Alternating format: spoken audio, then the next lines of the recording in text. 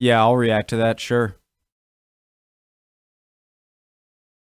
Hey guys, just finished that knowledge video about early British America. Alright, I've been saying I've wanted to watch this video for a while.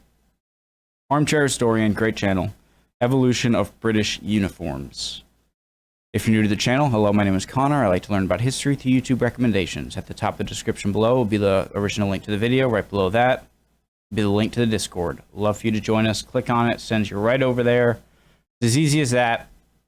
Trying to create that atmosphere, water bubbler, watering hole, you know, around history on YouTube and Discord. Love for you to join us. Pull up a chair. Another History Matters video. Now, okay, let's do it. British uniforms. If you are not ready to learn, get out. Nobody wants you here. Wrong class. Get out. today we just relaunched our store over at Armchair History TV. There you can buy a limited edition poster of the evolution of British uniforms. In 3 weeks, they will be completely off the store, so be sure to get them now to support the channel. We're also selling new matte black mugs, t-shirts, and only 40 of our remaining tank pins. Go to store.armchairhistory.tv to see our new products. While the British Army played a vital role in defeating the Axis, its biggest contribution was arguably breaking the Enigma code, which let the Allies decipher German plans as if they had been posted on the internet for everyone to look at. If you don't want your secrets falling into the hands of enemy intelligence agencies, I highly recommend NordVPN, which uses military-grade encryption to hide your IP address and location from the ISP provider and any other undesired looks. But NordVPN doesn't just protect you. If you're an aspiring history student, NordVPN gives you access to 5,200 servers in 59 countries, letting you change your virtual location to bypass region locking and access historical materials, videos, and documentaries anywhere at any time. NordVPN also keeps your navigation safe from enemy threats or baits. CyberSec automatically blocks you from navigating websites known for phishing, malware, or spyware. Fans of the Armchair Historian can also take advantage of a unique discount by going to nordvpn.com/historyvpn to get 73% off of the 2-year plan with 4 additional months for free. I'm using their stuff to react to. I want to make sure I support them as much as I can. Let's do it. Great channel. I love this channel. Following the Acts of the Union in 1707, a newly formed British army was established, succeeding the prior English and Scottish armies and their predecessor, the New Model Army. Almost immediately, this newborn military force, equipped with doglock muskets, 1707. I will rewind. I want to make this a great experience for you guys, not at the expense of learning. I'm not the best learner. I'm going to rewind if I miss something. You've been warned. Following the Acts of the Union in 1707, a newly formed British army was established, succeeding the prior English and Scottish armies and their predecessor, the New Model Army. Almost immediately, this newborn military force, equipped with doglock muskets, was thrust into battle during the War of the Spanish Succession, suffering severe losses at the Pyrrhic victory at Malplaquet. As it would become popularized, the red tunic of the British Army would be cemented in its military tradition for centuries. In contrast to their lower-ranked counterparts, the elite officer class brandished edged weapons as components of their status and position. I just want to say, it seems like the worst possible choice of a color when you're trying to blend in. You're going to stick out like a sore thumb, but obviously warfare back here was a different time, much more pomp and circumstance, and you know, your soldiers not being seen wasn't really something to worry about. You're just marching along. As leaders, this practice to carry such components of their counterparts, the elite officer class brandished edged weapons as components of their status and position as leaders. This practice to carry such an item into combat would carry on for many decades into the modern era, although its practical use decreased over time. Defeating the French during the Battle of Warburg, along with their Hanoverian allies, British grenadiers during this time were equipped with Brown Bess muskets and their peculiar grenadier caps. The Brown Bess would remain in British military service for over 100 years, with variations and improvements over that period of time. The East India Company, set up by the British as I a love joint the stock transition. company for trades within the region of the Indian Ocean, saw Indians being enlisted into various presidency armies. The Indian Ocean saw Indians being enlisted into various presidency armies. Until 1857, these formations served under the British Army across multiple campaigns, chiefly on the subcontinent, in the effort of colonial expansion. British forces would find a number of their own muskets being used against them during the American War for Independence. Those fighting the British Army would refer to their oppressors as bloody backs, and on occasion redcoats, in reference to their long-standing uniforms. Those who stayed loyal to the crown wore blue ribbons to their long-standing uniforms. Did you see that ghost rise up? What is that? What is this? Look at the ghost. Bloody backs, and on occasion redcoats, in reference to their long-standing uniforms. Those who stayed loyal to the crown wore blue or green in contrast, although eventually they conformed to wearing the red uniforms. Grenadiers continued to serve as elite specialized formations. During the War for Independence, grenadiers would continue to be armed similarly to their line infantry counterparts, although on occasion utilizing an older long land pattern that had been supplanted by the short land pattern. It's the ghost's fault. Similarly to their line infantry counterparts, although on occasion utilizing an older long land pattern that had been supplanted by the short land pattern.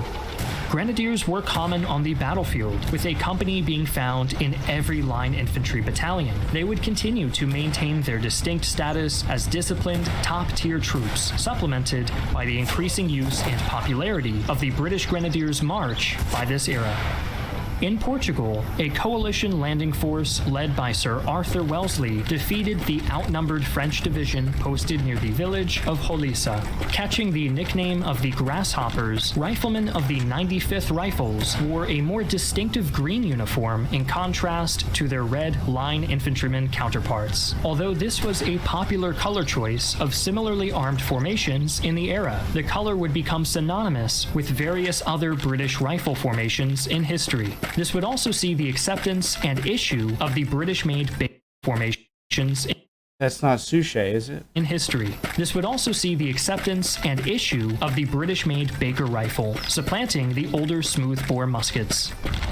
In 1814, the British Army would return to the United States, making a drive for the White House itself and burning it down. Line infantrymen would continue to be armed with the India pattern Brown Bess musket, with minor improvements in standard equipment in comparison to their counterparts 40 years ago. While ultimately this was an inconclusive conflict, pattern Brown Bess musket, with minor improvements in standard equipment in comparison to their counterparts 40 years ago. While ultimately this was an inconclusive conflict, as both the British Empire and Canada and the US withdrew from their respective front lines, the Empire would continue to be engulfed in campaigns in Europe with the raging Napoleonic Wars. The Highland soldiers of the 42nd Regiment of Foot, Royal Highlanders, nicknamed the Black Watch, fought valiantly in the Battle of Waterloo, complete in dress with their distinctive patterned kilts. The kilts originate as a traditional dress garment of Gaelic men and those in the Scottish Highlands during the 16th century, and continue to be worn in certain military formations to this day, with regiments claiming their own unique patterns. I love all the tradition and pomp and circumstance in battles at this time and before. Military formations to this day, with regiments claiming their own unique patterns.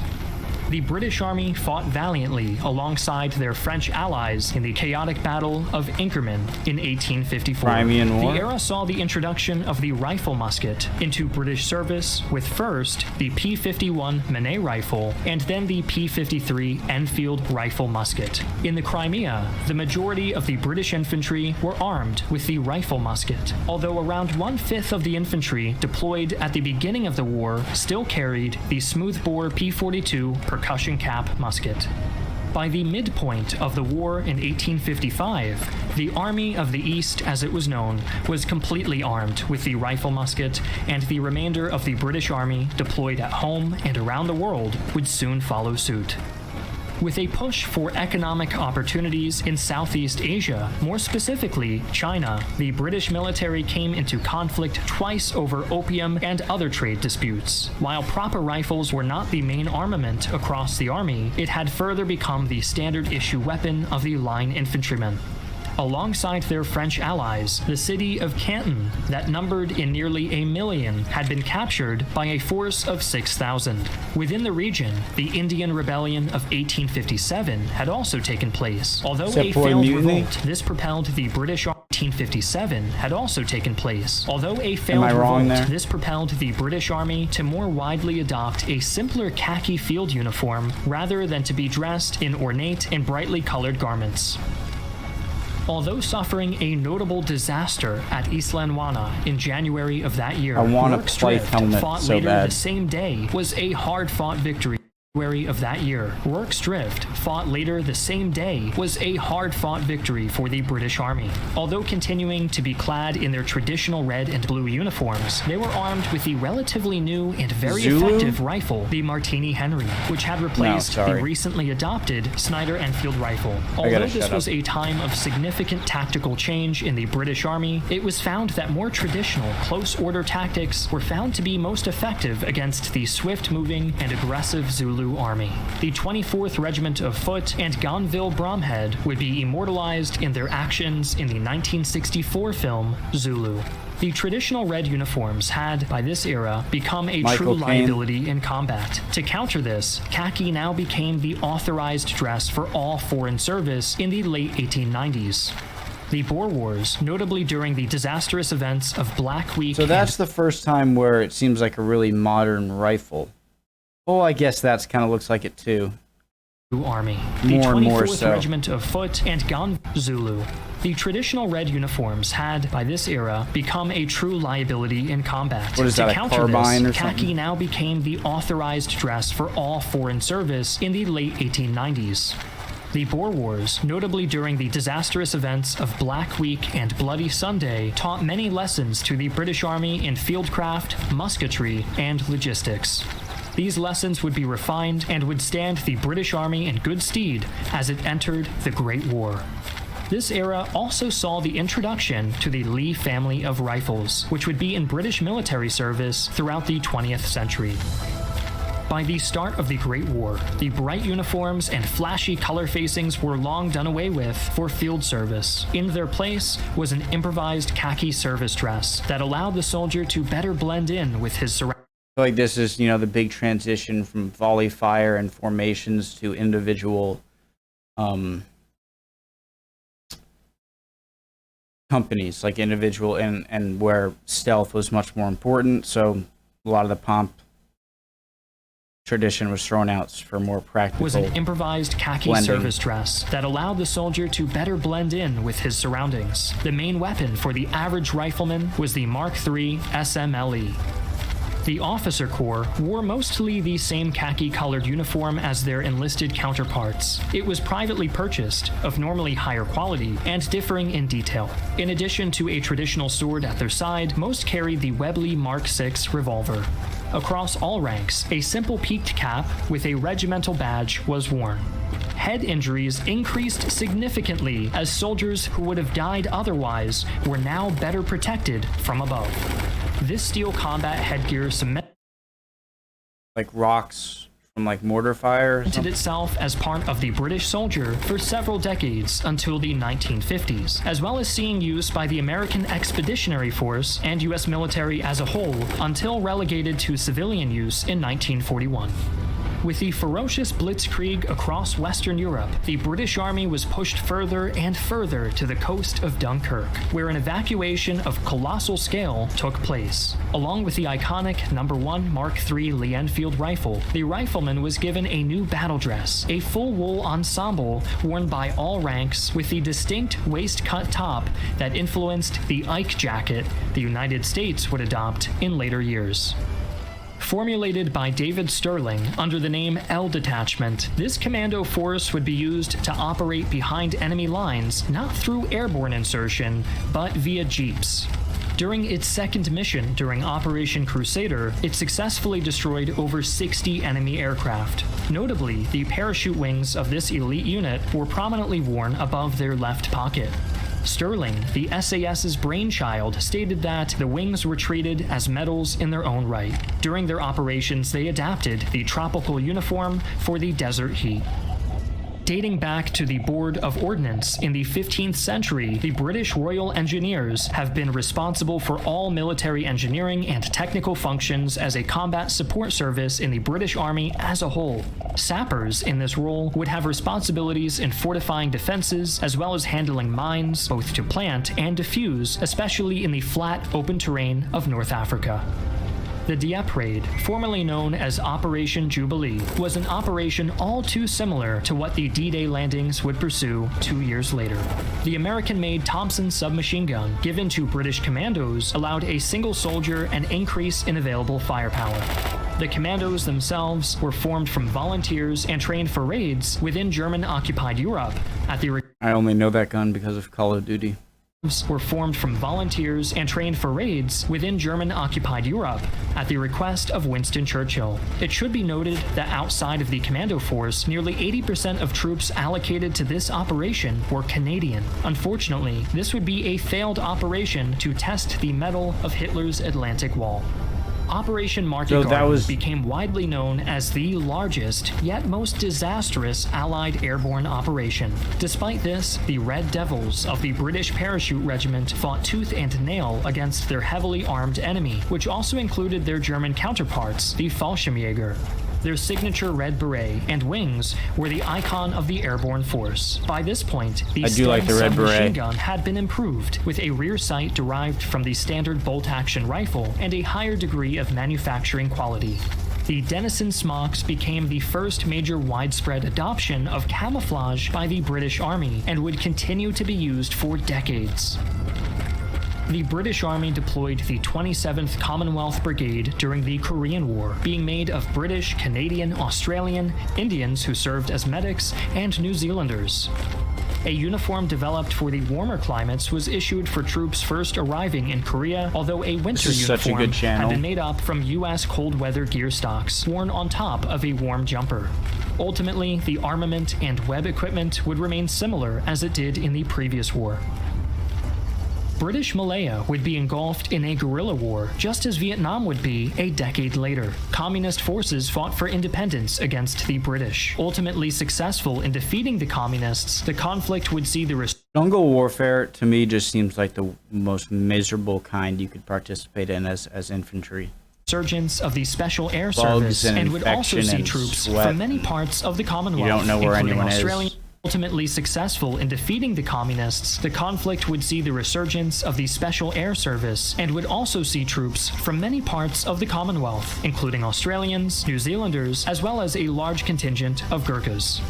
The tough and hardy men from Nepal had considerable experience in jungle conditions, as had been found in Burma during the Second World War. These forces would be the strong backbone during this conflict.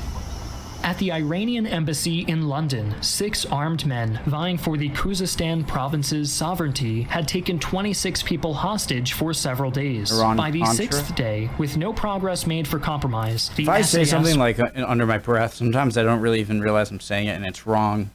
And I sound confident, just let me know. For several days. By the 6th day, with no progress made for compromise, the SAS was deployed, rappelling down from the building's rooftop and making their forceful entry into the embassy. The SAS forces were equipped with the reliable, German-made MP5 submachine gun, a popular, now iconic choice for many police and special units. The operation overall was a resounding success and thrusted this elite unit into the public eye for the first time, and the SAS was looked upon for expertise for counterinsurgency tactics. April 2nd, 1982 kicked off the Falklands War. Argentina invaded the Falkland Islands and South Georgia the following day. In response, the British forces deployed a naval task force to counter the Argentinian forces and conducted an amphibious assault on the islands. The riflemen conducting the assault were issued the L1A1 self-loading rifle, a British-made licensed copy of the Belgian FN FAL, and by this point, camouflage uniforms were standard for the British Army. Army. The conflict would end within 10 weeks, although interestingly, this was never a declared war between either nation. With the onset of the Gulf War, the British Army deployed alongside coalition forces. Like other nations operating in the Middle East, a desert camouflage uniform was created to blend in better against the arid terrain. The British rifleman was now given an assault rifle, the LA-85A1. Although several flaws had been discovered from its service in the sand-dominated environment, these were improved upon when the war in Afghanistan began in 2004. Adopted in 2010, the multi-terrain pattern replaced both the original DPM and desert patterns. In a way, the British Army accomplished what the US failed in adapting an effective universal camouflage pattern. During this time, the A3 upgrade was applied to the current service rifle to address various flaws and make improvements as the years went on. All soldiers complete their 14-week basic training at Army Training Center Pirbright, as well as the necessary skills and trades for their chosen service within the Army. For routine ceremonial duties, the British soldier is smartly dressed in a khaki tunic and trousers, with some differences depending on the unit they are serving in. In addition, the uniform is augmented with a distinctive peaked cap, or beret, in traditional colors. For example, in the Rifles, the uniform features black buttons versus the more generic brass, a distinct green peaked cap or beret, black belts and straps, as well as distinct regimental insignia adorned on their headgear and belts. All ranks wear the same style and cut, although officers are to purchase certain items. It would be a disservice not to mention the most iconic and recognizable uniform of the modern British Army, that of the regiments of the Foot Guards. The distinct scarlet tunic and black bearskin cap are the hallmarks of this uniform, and although a form of bearskin cap has been seen in British service since the 1700s, the current version dates from after the Battle of Waterloo in 1815, when all ranks of the 1st or Grenadier Regiment of Foot Guards were permitted to wear it as a result of their role in defeating the Imperial Guard in that battle. In 1831, when all ranks of the 1st or Grenadier Regiment of Foot Guards were permitted to wear it as a result of their role in defeating the Imperial Guard in that battle. In 1831, all regiments of Foot Guards were granted permission to wear the bearskin cap, a tradition maintained to this day where it is worn for ceremonial or public duties at various locations, including Buckingham Palace. The individual regiments, of which there are 5, in seniority, the Grenadier, Coldstream, Scots, Irish, and Welsh Guards. Is that just sort of like a rotating thing, like jury duty? Or like do you go into the British military knowing like your job is going to be this? Like, do they only allow certain people to guard Buckingham Palace or wear these uniforms? Or is it just like a kind of rotating, all right, you're up kind of thing? Or maybe like a Secret Service deal? Recognizable by their button placements and plumes in their caps. That's stupid. Obviously they're not like Secret Service. They're other people, I'm sure they're like that. Scots, Irish, and Welsh Guards are recognizable by their button placements and plumes in their caps. They're not just ceremonial soldiers, and they take their place on operations and deployments around the world. Equipped with the standard British service rifle, these Scarlet Sentries stand silent on post and display a high amount of commitment to their duty to the British royalty. That's awesome. I've said this a bunch of times, the pomp and circumstance of, I'm jealous in a way because the United States doesn't have such a rich and, a history with so much depth as the British do, or the British Empire. And so you have so many of these things that, from the swords carrying in battle to who can wear what kind of hat or whatever, I think that's more, it's important, and everything just shouldn't be because of practicality. I think just seeing someone in the front line with a sword would just kind of like pick me up a bit. Loved it. I loved it. Awesome channel, awesome video. I'll be back with another one later today. See you guys.